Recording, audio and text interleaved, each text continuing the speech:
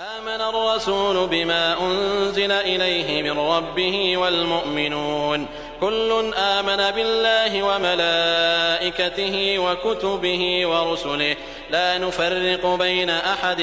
من رسله وقالوا سمعنا وأطعنا غفرانك ربنا وإليك المصير. لا يكلف الله نفسا إلا وسعها لها ما كسبت وعليها ما اكتسبت ربنا لا تؤاخذنا إن نسينا أو أخطأنا ربنا ولا تحمل علينا إصرا كما حملته على الذين من قبلنا ربنا ولا تحملنا ما لا طاقة لنا به واعف عنا واغفر لنا وارحمنا أنت مولانا فانصرنا على القوم الكافرين.